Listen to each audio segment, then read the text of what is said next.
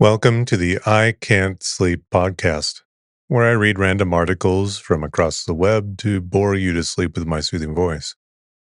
I'm your host, Benjamin Boster. Today's episode is from a Wikipedia article titled Snail. A snail is a shelled gastropod. The name is most often applied to land snails, terrestrial pulmonate gastropod mollusks. However, the common name snail is also used for most of the members of the molluscan class Gastropoda that have a coiled shell that is large enough for the animal to retract completely into. When the word snail is used in this most general sense, it includes not just land snails, but also numerous species of sea snails and freshwater snails. Gastropods that naturally lack a shell or have only an internal shell are mostly called slugs, and land snails that have only a very small shell that they cannot retract into are often called semi-slugs. Snails have considerable human relevance, including as food items, as pests, and as vectors of diseases. And their shells are used as decorative objects and are incorporated into jewelry. The snail has also had some cultural significance, tending to be associated with lethargy. The snail has also been used as a figure of speech in reference to slow-moving things. The snail is similar in shape to the cochlea. Snails that respire using a lung belong to the group Pulmonida. As traditionally defined, the Pulmonida were found to be polyphyletic in a molecular study per Yerger et al., dating from 2010. But snails with gills also form a polyphyletic group. In other words, snails with lungs and snails with gills form a number of taxonomic groups that are not necessarily more closely related to each other than they are related to some other groups. Both snails that have lungs and snails that have gills have diversified so widely over geological time that a few species with gills can be found on land and numerous species with lungs can be found in freshwater. Even a few marine species have lungs.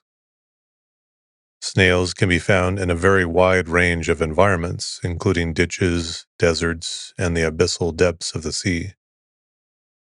Although land snails may be more familiar to laymen, marine snails constitute the majority of snail species and have much greater diversity and a greater biomass. Numerous kinds of snail can also be found in freshwater. Most snails have thousands of microscopic tooth-like structures located on a banded ribbon-like tongue called a radula. The radula works like a file, ripping food into small pieces. Many snails are herbivorous, eating plants or rasping algae from surfaces with their radulae, though a few land species and many marine species are omnivores or predatory carnivores. Snails cannot absorb colored pigments when eating paper or cardboard, so their feces are also colored. Several species of the genus Achatina and related genera are known as giant African land snails. Some grow to 15 inches from snout to tail and weigh 1 kilogram. The largest living species of sea snail is Syrinx aeroinus. Its shell can measure up to 90 centimeters in length, and the whole animal with the shell can weigh up to 18 kilograms. Recently, the smallest land snails have been discovered in China and measure 0.86 millimeters long. The largest known land gastropod is the African giant snail, the largest recorded specimen of which measured 39.3 centimeters from snout to tail when fully extended, with a shell length of 27.3 centimeters in December 1978. It weighed exactly 900 grams or 2 pounds. Named G. Geronimo, this snail was owned by Christopher Hudson of Hove, East Sussex, UK, and was collected in Sierra Leone in June 1976. Snails are prostostomes. That means during development in the gastrulation phase, the blastopore forms the mouth first. Cleavage in snails is spiral holoblastic patterning. In spiral holoblastic cleavage, the cleavage plane rotates each division, and the cell divisions are complete.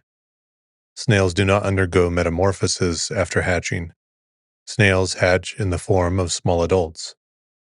The only additional development they will undergo is to consume calcium to strengthen their shell.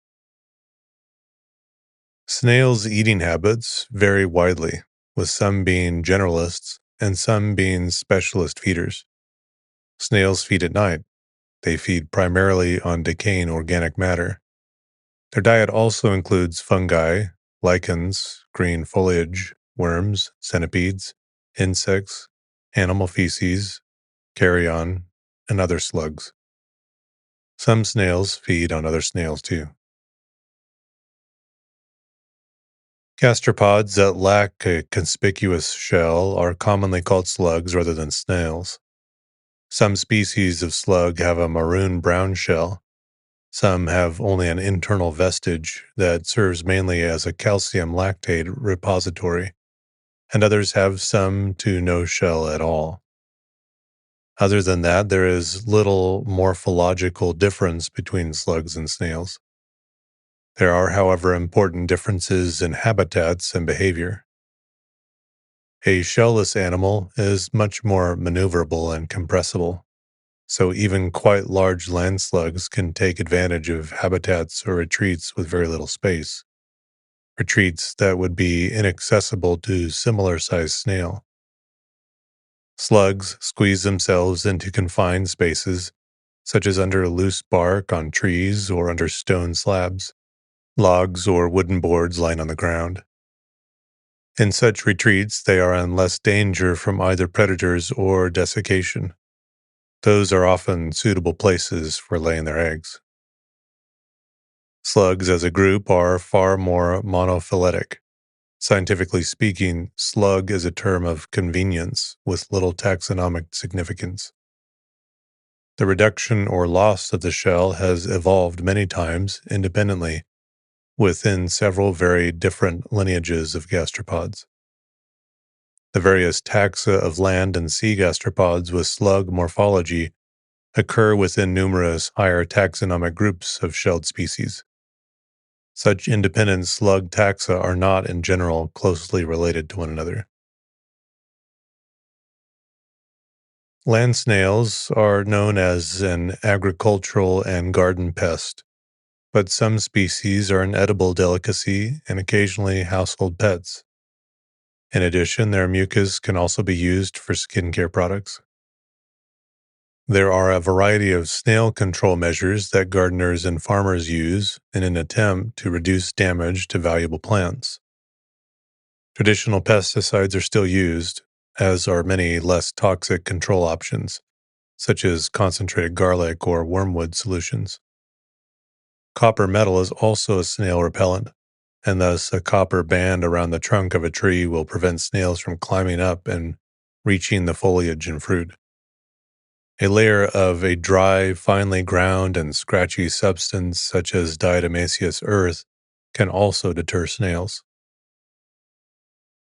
The decollate snail will capture and eat garden snails, and because of this, it has sometimes been introduced as a biological pest control agent.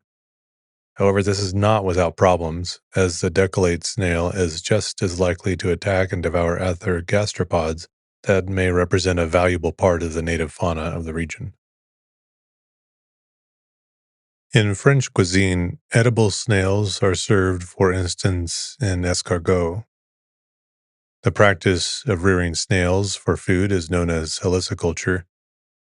For purposes of cultivation, the snails are kept in a dark place in a wired cage with dry straw or dry wood. Coppiced wine grape vines are often used for this purpose. During the rainy period, the snails come out of hibernation and release most of their mucus onto the dry wood or straw. The snails are then prepared for cooking. Their texture then cooked is slightly chewy and tender. As well as being relished as gourmet food, several species of land snails provide an easily harvested source of protein to many people in poor communities around the world.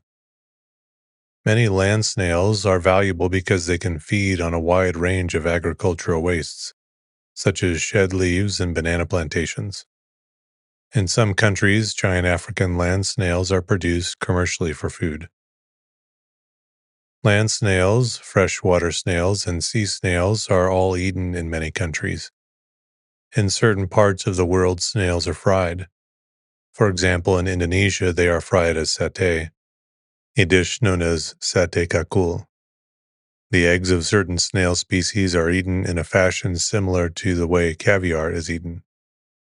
In Bulgaria, snails are traditionally cooked in an oven with rice or fried in a pan with vegetable oil and red paprika powder. Before they are used for those dishes, however, they are thoroughly boiled in hot water for up to 90 minutes and manually extracted from their shells. The two species most commonly used for food in the country are Helix lucorum and Helix pomatia. Snails and slug species that are not normally eaten in certain areas have occasionally been used as famine food in historical times. A history of Scotland written in the 1800s recounts a description of various snails and their use as food items in times of plague. Because of its slowness, the snail has traditionally been seen as a symbol of laziness. In Christian culture, it has been used as a symbol of the deadly sin of sloth. Psalms chapter 58 verse 8 uses snail slime as a metaphorical punishment. In Mayan mythology, the snail is associated with sexual desire, being personified by the god Uayeb. Snails were widely noted and used in divination. The Greek poet Hesiod wrote that snails signified the time to harvest by climbing the stalks, while the Aztec moon god Texistecatl bore a snail shell on his back. This symbolized rebirth.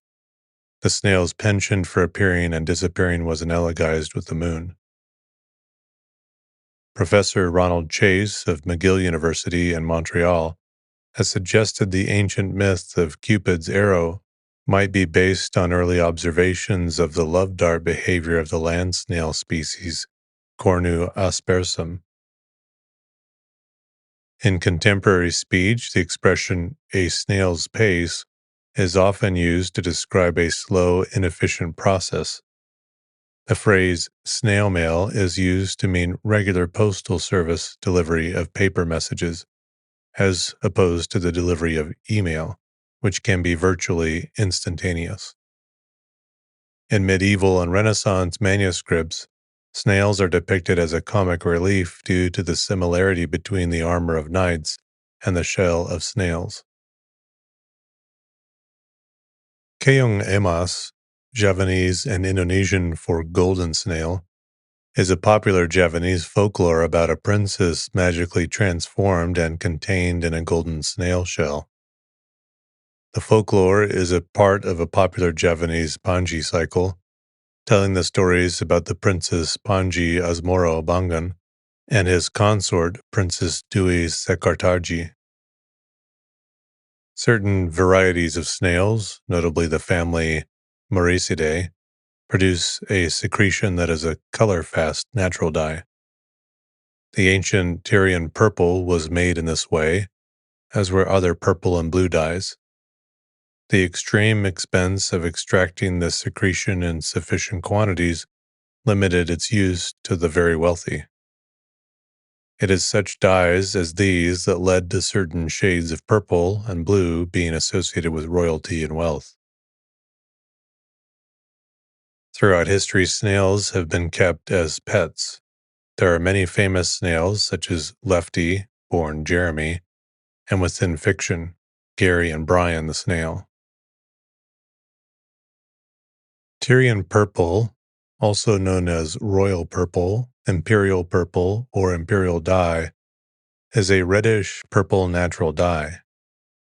The name Tyrian refers to Tyre, Lebanon. It is secreted by several species of predatory sea snails in the family Moricidae, rock snails originally known by the name murex. In ancient times, extracting this dye involved tens of thousands of snails and substantial labor, and as a result, the dye was highly valued. Biological pigments were often difficult to acquire, and the details of their production were kept secret by the manufacturers. Tyrian purple is a pigment made from the mucus of several species of murex snail.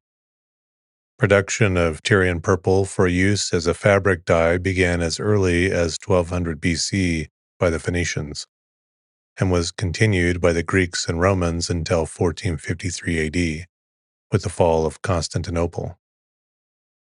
In the same way as the modern-day Latin alphabet of Phoenician origin, Phoenician purple pigment was spread through the unique Phoenician trading empire.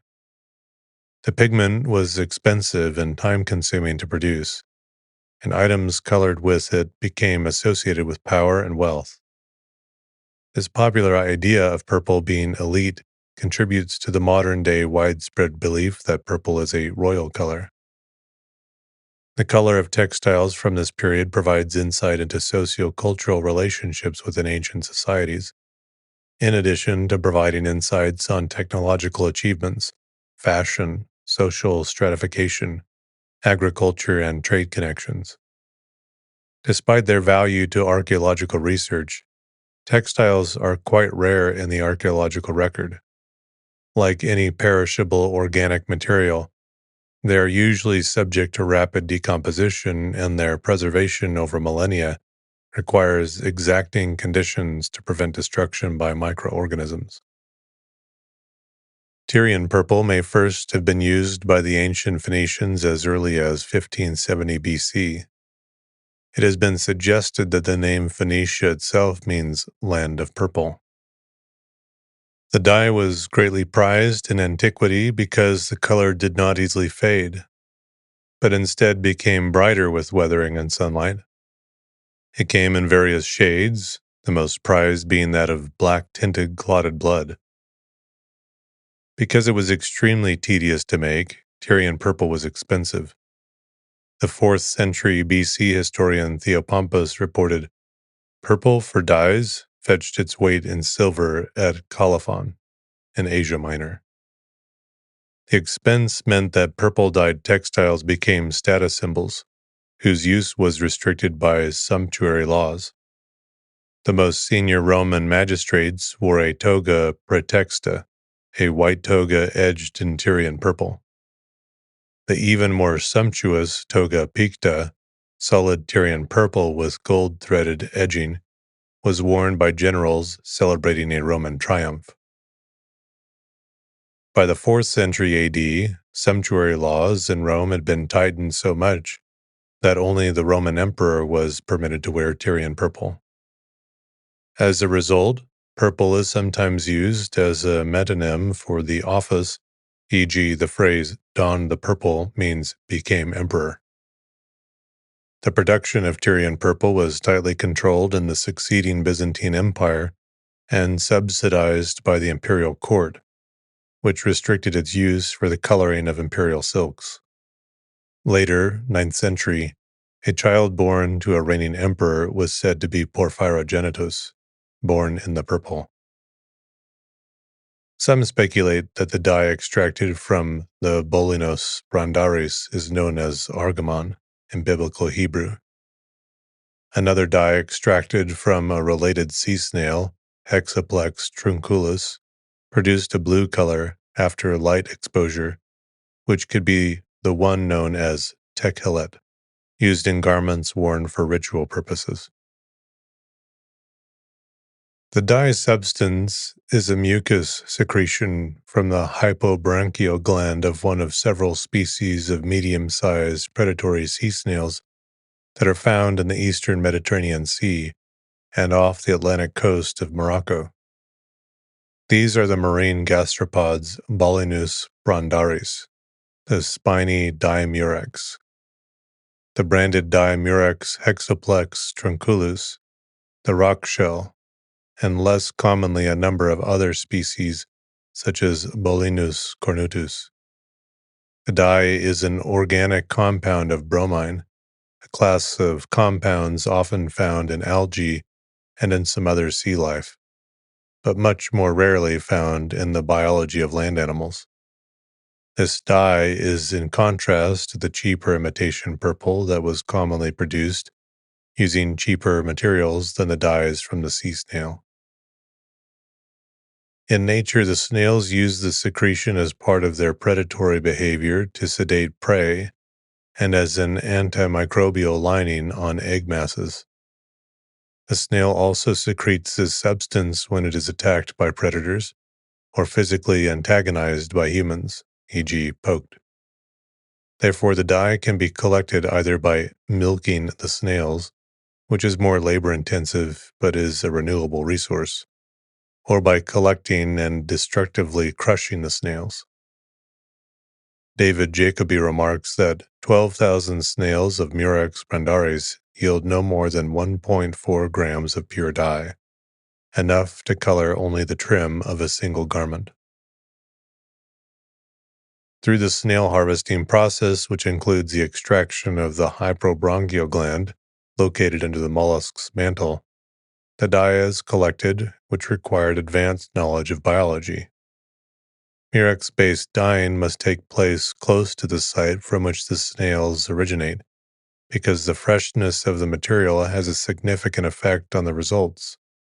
The colors yielded based on the long process of biochemical, enzymatic, and photochemical reactions, and requires reduction and oxidation processes that probably took several days.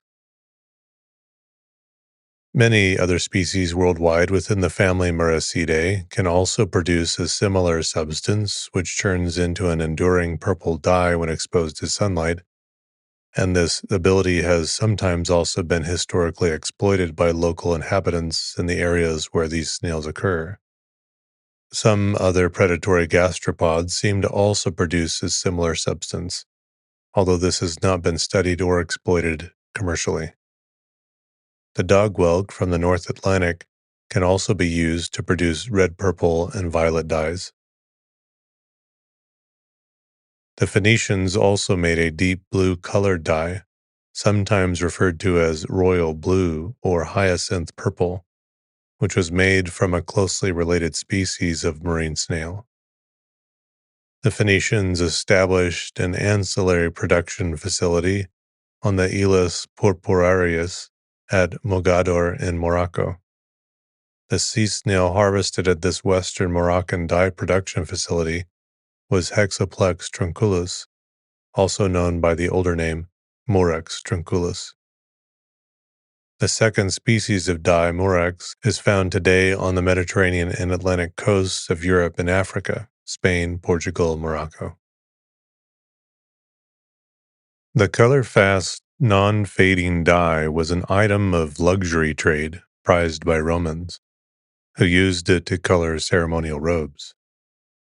Used as a dye, the color shifts from blue to reddish purple. It is believed that the intensity of the purple hue improved rather than faded as the dye cloth aged. Vitruvius mentions the production of Tyrian purple from shellfish. In his History of Animals, Aristotle described the shellfish from which Tyrian purple was obtained and the process of extracting the tissue that produced the dye. Pliny the Elder described the production of Tyrian purple in his Natural History. The most favorable season for taking these shellfish is after the rising of the dog star, or else before spring. For when they have once discharged their waxy secretion, their juices have no consistency. This, however, is a fact unknown in the dyer's workshops, although it is a point of primary importance.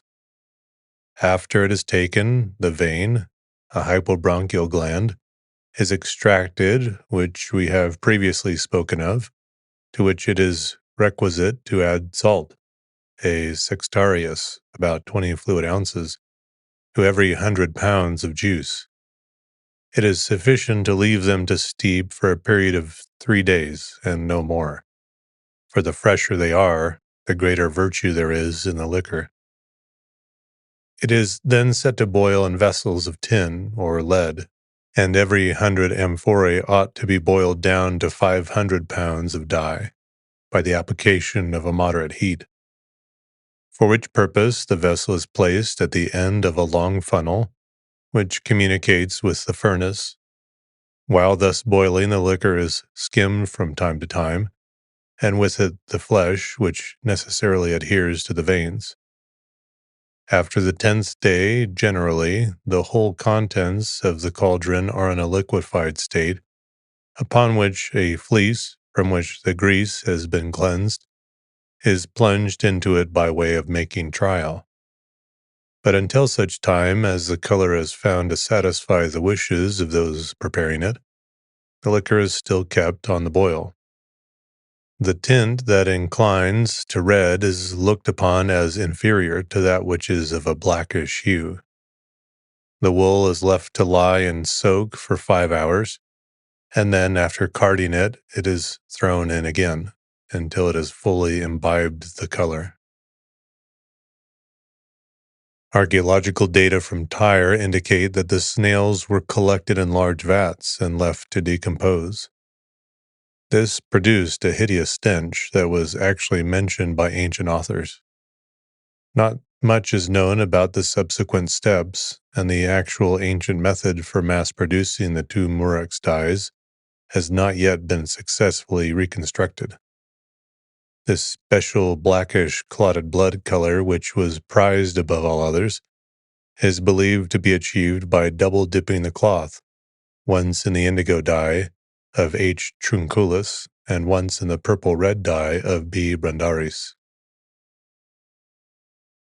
The Roman mythographer Julius Pollux, writing in the 2nd century AD, asserted that the purple dye was first discovered by the philosopher Heracles of Tyre, or rather by his dog, whose mouth was stained purple from chewing on snails along the coast at Tyre. This story was depicted by Peter Paul Rubens in his painting, Hercules' Dog Discovers Purple Dye. According to John Malalas, the incident happened during the reign of the legendary King Phoenix of Tyre, the eponymous progenitor of the Phoenicians, and therefore he was the first ruler to wear Tyrian purple and legislate on its use. Recently, the archaeological discovery of substantial numbers of murex shells on Crete suggests that the Minoans may have pioneered the extraction of imperial purple centuries before the Tyrians. Dating from co-located pottery suggests the dye may have been produced during the Middle Minoan period in the 20th to 18th century BC. Accumulations of crushed murex shells from a hut at the site of Coppa Nevegata in southern Italy may indicate production of purple dye there from at least the 18th century BC. Additional archaeological evidence can be found from samples originating from excavations at the extensive Iron Age copper smelting sites of Slaves Hill, which is tightly dated by radiocarbon to the late 11th, early 10th centuries BC. Findings from this site include evidence of the use of purple dye found in stains used on pot shards. Evidence of the use of dye in pottery are found in most cases on the upper part of ceramic basins on the inside surface. The areas in which the reduced dye solution was exposed to air and underwent oxidation that turned it purple. The production of murex purple for the Byzantine court came to an abrupt end with the sack of Constantinople in 1204, the critical episode of the Fourth Crusade. David Jacobi concludes that no Byzantine emperor nor any Latin ruler in former Byzantine territories could muster the financial resources required for the pursuit of murex purple production. On the other hand, murex fishing and dyeing with genuine purple are attested for Egypt in the 10th to 13th centuries. By contrast, Jacobi finds that there are no mentions of purple fishing or dyeing, nor trade in the colorant in any Western source, even in the Frankish Levant. The European West turned instead to vermilion, provided by the insect Kermes vermilio, known as grana or crimson. In 1909, Harvard anthropologist Zelia Nuttall compiled an intensive comparative study on the historical production of the purple dye produced from the carnivorous murex snail, source of the royal purple dye valued higher than gold in the ancient Near East and ancient Mexico. Not only did the people of ancient Mexico use the same methods of production as the Phoenicians, they also valued murex-dyed cloth above all others, as it appeared in codices as the attire of nobility. Nuttall noted that the Mexican murex-dyed cloth bore a disagreeable, strong, fishy smell, which appears to be as lasting as the color itself. Likewise, the ancient Egyptian papyrus of Anastasi laments, "The hands of the dyer reek like rotting fish." So pervasive was this stench that the Talmud specifically granted women the right to divorce any husband who became a dyer after marriage. In 2021, archaeologists found surviving wool fibers dyed with royal purple in the Timna Valley in Israel. The find, which was dated to circa 1000 BC, constituted the first direct evidence of fabric dyed with the pigment from antiquity. Murex purple was a very important industry in many Phoenician territories, and Carthage was no exception. Traces of this once very lucrative industry are still visible in many Punic sites, such as Kirkauna, Zauchus, Jerba, and even in Carthage itself. According to Pliny, Meninx, today's Jerba, produced the best purple in Africa, which was also ranked second only after Tyres. It was found also at Essaouira, Morocco. The royal purple, or imperial purple, was probably used until the time of Augustine of Hippo and before the demise of the Roman Empire. Variations of colors of Tyrian purple from different snails are related to the presence of indigo dye, blue, 6-bromo-indigo, purple, and the red 6,6-dibromo-indigo. Additional changes in color can be induced by debromination from light exposure or by heating processing. The final shade of purple is decided by chromatogram, which can be identified by HPLC analysis in a single measurement. Indigotin, IND, and indirubin, INR. The two are found in plant sources such as woad and the indigo plant, as well as in several species of shellfish. In 1998, by means of a lengthy trial and error process, a process for dyeing with Tyrian purple was rediscovered. This finding built on reports from the 15th century to the 18th century and explored the biotechnology process behind woad fermentation.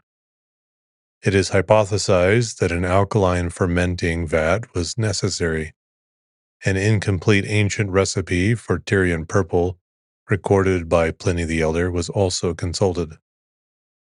By altering the percentage of sea salt in the dye vat and adding potash, he was able to successfully dye wool a deep purple color. Recent research in organic electronics has shown that Tyrian purple is an ambipolar organic semiconductor. Transistors and circuits based on this material can be produced from sublimed thin films of the dye. The good semiconducting properties of the dye originate from strong intermolecular hydrogen bonding that reinforces pi stacking necessary for transport.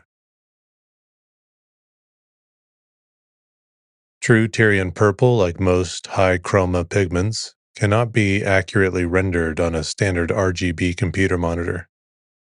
Ancient reports are also not entirely consistent. The color name Tyrian plum is popularly given to a British postage stamp, that was prepared but never released to the public shortly before the death of King Edward VII in 1910.